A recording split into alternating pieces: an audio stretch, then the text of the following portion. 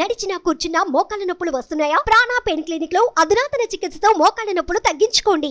Hi hello నమస్తే, welcome to #1 news channel in digital మనం TV. నేను మీ లాస్యా. ప్రస్తుతం మనతో పాటు స్టూడియోలో ఉన్నారు political analyst doctor Bharat Reddy గారు. నమస్కారం భరత్ గారు.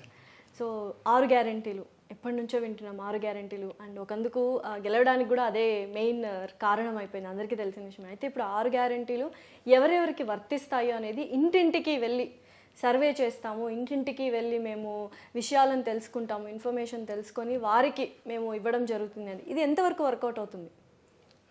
లాస్ట్ టైం మీరు చెప్పినట్టుగా మనం ఒక 2-3 నెలల నుంచి 6 గ్యారెంటీలు అనేది పెద్ద ట్యాగ్ లైన్గా మారిపోయింది. తెలంగాణ ఎన్నికల్లో ప్రభావితం చేసింది, ఎన్నికల తర్వాత కూడా ప్రభావితం చేస్తుంది, చేయబోయేది. ఈ 5 ఏళ్ల కాలం కూడా దీనిపైన ఎక్కువ. కొన్ని ఉంటాయి, కొన్ని సంఘటనలు ఎప్పుడంటే ఎప్పుడు నోటిలో నానుతూ ఉంటాయి, జనాలు నోటిలో నానుతుంటాయి. ఈ 6 గ్యారెంటీలు అనేది కూడా మనం చూసాం. గతంలో ఎన్టీ రామారావు వచ్చిన సంక్షేమ పథకాలు ₹2 కిలో బియ్యం అనేది చాలా ఫేమస్. అది అంత ఫేమస్ ఇంకేది కాలేదు. తర్వాత వైఎస్ఆర్ పీరియడ్లో చూసుకున్నట్టయితే ఆరోగ్యశ్రీ కార్డు, లేదంటే ఫ్రీ కరెంటు, కొన్ని జనాల నోట్లో నాలుతున్న సందర్భం. ఇప్పుడు మనం కాంగ్రెస్ గవర్నమెంట్ చూసుకున్నట్టయితే ఈ 6 గ్యారెంటీలన్నీ నానుతున్నాయి. ఈ 5 ఏళ్ళు ఈ నానుతూనే ఉంటాయి, ఈ 5 ఏళ్ళు నానుతూ ఉంటాయి. ఈ 5 ఏళ్ళు నానుతున్న సందర్భంలో 6 గ్యారెంటీల మీద కాంగ్రెస్ పార్టీ ఎంత ఆశలు పెట్టుకుందో, ఈ 6 గ్యారెంటీల ద్వారా మాకు ఓట్లు తెచ్చిపెడతాయని చెప్పి ప్రజలు అంతకంటే 2 ఆశలు పెట్టుకున్నారు. ఇప్పుడు 6 గ్యారెంటీల్లో మేము అందరము ఎలిజిబిలిటీ మాకున్నది అనేది ప్రతి ఓటరు దాన్ని ఓన్ చేసుకున్నారు. అంటే మాకు కూడా ఎలిజిబిలిటీ 6 గ్యారెంటీలో మాకు మహిళలకు సంబంధించిన 3 స్కీములు వస్తాయి.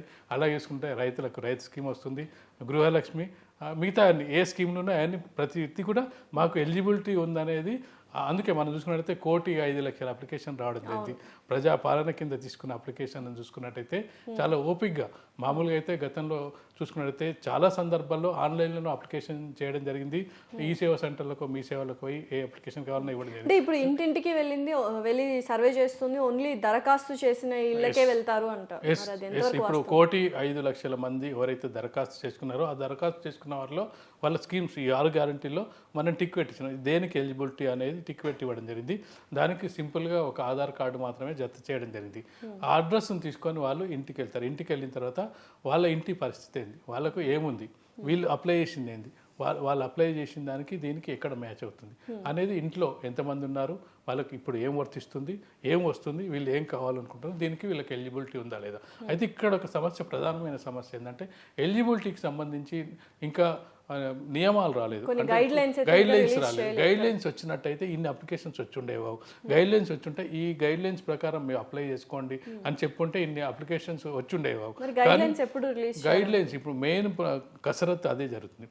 గైడ్ లైన్స్ ఏ విధంగా పెట్టాలి, గైడ్ లైన్స్ పెట్టిన దాని ప్రకారమే అందులో ఎన్ని ఫిల్టర్ అవుతాయి.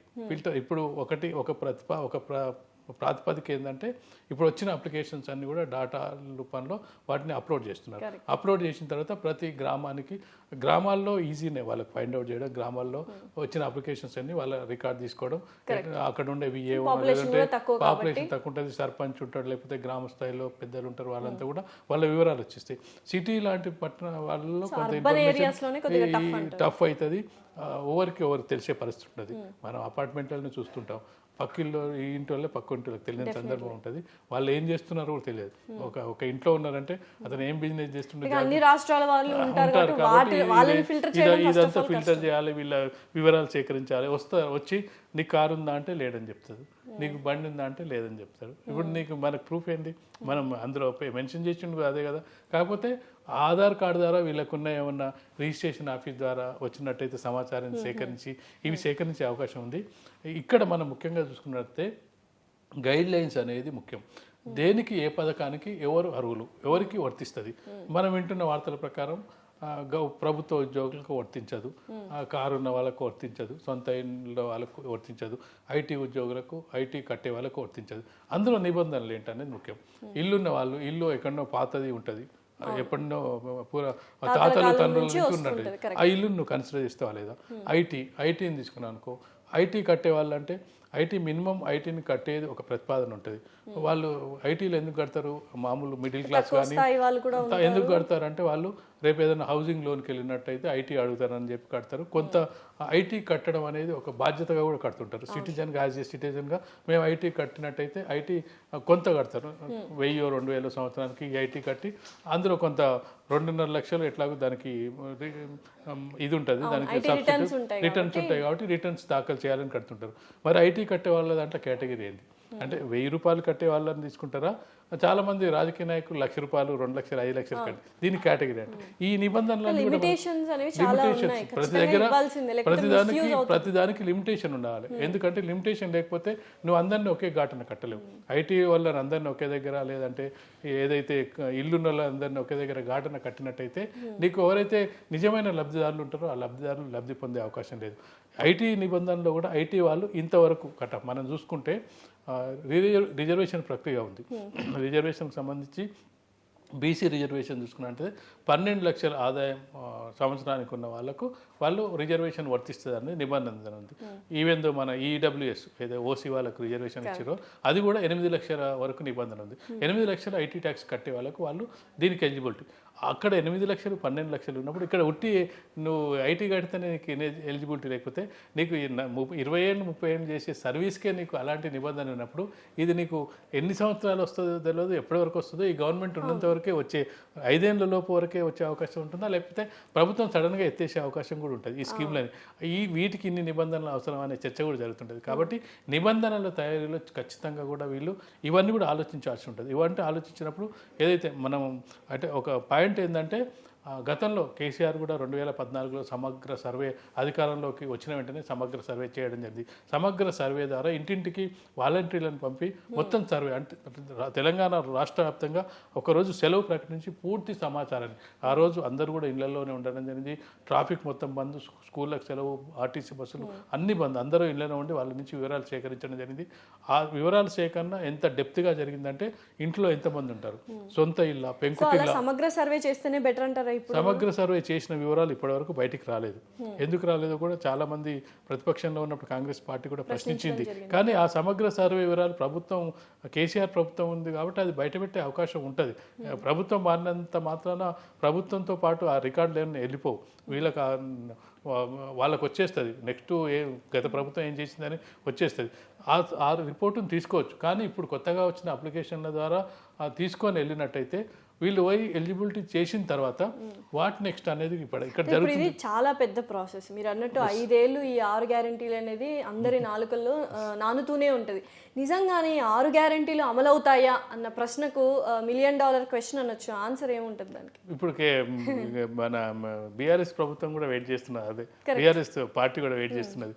మేము 100 రోజుల తర్వాత మా తడాకా చూపిస్తాం, మీరు ఎట్లా అమలు చేయలేరు, ఇది అమలు చేయాలంటే చాలా కష్టమైంది. అంటే కాంగ్రెస్ పార్టీ చెప్తున్నది అంటే కాంగ్రెస్ పార్టీ కానీ ప్రభుత్వం కానీ ఏదైనా అమలు అనేది ఒక రోజులో జరగదు. 100 రోజుల్లో మేము టార్గెట్ పెట్టుకున్నాం. 100 రోజుల్లో ఇవన్నీ అయిపోవు. వాళ్ళకి తెలుసు, మనకు తెలుసు, అయిపోవు. కానీ ప్రారంభం అయిందా అనేది ముఖ్యం. ప్రారంభం ముఖ్యం. ఆ గ్యారెంటీలకు సంబంధించి ఎంతవరకు ప్రారంభమైంది. మనం ₹1,00,000 రుణమాఫీకి సంబంధించి కేసీఆర్ని చూసుకున్నట్టయితే 2018లో హామీ ఇవ్వడం జరిగింది. ఆ రుణమాఫీ ఎప్పటివరకు అయింది?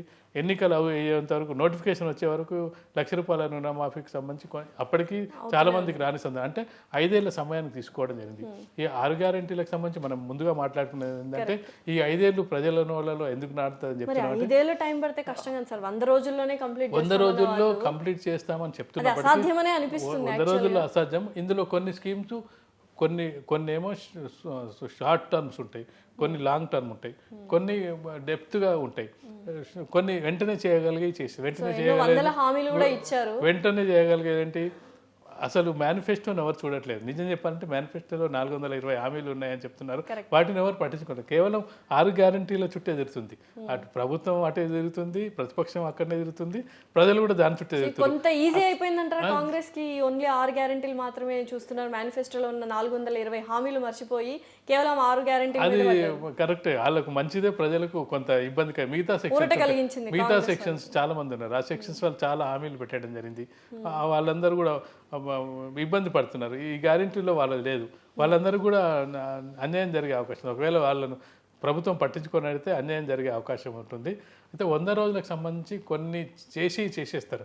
ఇప్పుడు అధికారం చేపట్టిన వెంటనే సోనియా గాంధీ బర్త్డే అని చెప్పి మహిళలకు ఉచిత బస్ సౌకర్యం కల్పించడం జరిగింది. అది పెద్ద వాటి మీద కూడా చాలా చర్చ నడుస్తుంది, దాన్ని క్యాన్సిల్ చేయాలని ఏమేమో అన్ని. ఇప్పుడైనా ఒక స్కీమ్ పెట్టినప్పుడు ఆ స్కీమ్కి సంబంధించి మంచి చెడులు ఉంటాయి. అంటే ఒక వాదన ఏంటంటే మీరు బస్సులు పెంచకుండా మహిళలకు ఫ్రీ పెట్టడం వల్ల 15% ఆక్యుపెన్సీ రేట్ పెరిగింది. 15% ఆక్యుపెన్సీ రేట్ పెరిగినప్పుడు బస్సుల్లో మహిళల సంఖ్య పెరిగింది. దానికి తగ్గట్టుగా మీరు మరి బస్సుల సంఖ్య పెంచకపోతే ఎలా? మగవాళ్ళు ఇబ్బంది పడుతున్నారు. మేమేమో డబ్బులు ఇస్తున్నాం, మాకేమో సీటు కానీ అసలు నిలబడే పరిస్థితి లేదు అనేది ఈ చర్చ. దేనికైనా చర్చ ఉంటుంది. ప్రభుత్వం ఏం చేయాలంటే ఇది వద్దనేది తక్కువ మంది వద్దంటారు దీనికి సంబంధించి, కానీ దానికి తగ్గట్టుగా రేషియో ఉండాలి. ఇప్పుడు పెంచిర్రు 15% ఆక్యుపెన్సీ రేషియో బస్సులను పెంచాలి. ఇప్పుడు తమిళనాడులో కూడా మహిళలకు ఉచిత ప్రయాణం ఉంది సిటీ బస్సులో. అక్కడ ఏంటంటే మహిళలకు సపరేట్ ఆ బస్సులు మహిళలకి తిరుగుతుంటాయి. అలాంటివి కొన్ని జనరల్ పెట్టి కొన్ని మహిళలకి ప్రత్యేకంగా పెట్టినట్టయితే అప్పుడు పురుషులు ఇబ్బంది పడే అవకాశం ఉంటుంది. అందులో కండక్టర్ కూడా అవసరం ఉంటుంది. ఖర్చు కూడా చూడాలి కదా సార్. తెలంగాణ మీద మిత్తి అంటారు మామూలుగా. తెలంగాణ మీద ఎంత అప్పు ఉందో అందరికీ తెలిసిన విషయమే. సో దాన్ని ఒక పక్క తీరుస్తూ ఇంకో పక్క సంక్షేమ పథకాలను డబ్బులు మనము ఇంక్లూడ్ చేసుకుంటూ ఉండాలి. సో కరెక్ట్గా సమపాలంగా చేస్తారా రేవంత్ రెడ్డి గారు అంటే? ఇప్పుడు వాళ్ళు ఎవరిని చూసుకొని వస్తారు. ఎన్నికల సందర్భంగా ఎన్నికలకు జరగడానికి ముందు కూడా చాలా మంది అడిగిన ప్రశ్న ఇదే. అధికారంలోకి రాకముందు కూడా మీరు 6 గ్యారెంటీలు ఇస్తున్నారు, 6 గ్యారెంటీలకు సంబంధించి మీరు ఏ విధంగా ముందుకెళ్తారు? కేసీఆర్ కూడా చాలా సందర్భంగా చెప్పడం జరిగింది, మీరు అమలు సాధ్యం కాని ఆచరణలో సాధ్యమయ్యే పనులు చేయట్లేదు, మీ ఏ గ్యారెంటీలు ఇస్తారు ప్రజలు నమ్మరని చెప్పలేదు. కానీ ప్రజలు నమ్మారు, ఓటేశారు. ప్రజలు నమ్మి ఓటేసినప్పుడు ఏ విధంగా తీసుకురావాలి ఏందనేది ప్రభుత్వం ఖచ్చితంగా ప్రణాళిక. ఒకవైపు ప్రభుత్వాన్ని నడపాలి, రెండో వైపు సంక్షేమ పథకాన్ని తీసుకురావాలి, అభివృద్ధి చేయాలి. దీంతోపాటు నీకు మళ్ళా మిగతా నిరుద్యోగులకు ఉద్యోగ కల్పన చేయాలి. దాంతోపాటుగా చూసుకున్నట్టయితే ఎక్కడ మళ్ళీ చెడ్డ పేరు రాకుండా చూసుకోవాలి, వ్యతిరేకత రాకుండా చూసుకోవాలి. అంటే ఇవన్నీ బ్యాలెన్స్ చేయాలి.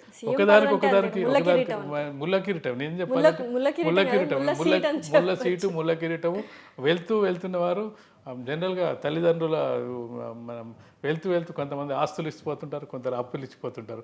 అప్పులు తీర్చగలిగే అప్పులు కొంతమంది ఇస్తుంటారు, తీర్చలేని కొన్ని అప్పులు ఇచ్చిపోతుంటారు. ప్రభుత్వం మారినప్పుడు తెలంగాణ ప్రభుత్వం ఏర్పడినప్పుడు ఆస్తులతో రావడం జరిగింది, మిగులు బడ్జెట్తో రావడం జరిగింది. వాళ్ళు పోయే ముందు అప్పులు ఇచ్చిపోవడం జరిగింది. దాంతోపాటుగా ఇంట్రెస్ట్లు కట్టే పరిస్థితి, ఇప్పుడు కాళేశ్వరం కానీ మిగతా వాటికి కూడా ఇంట్రెస్ట్లు కట్టే పరిస్థితి చేయడం.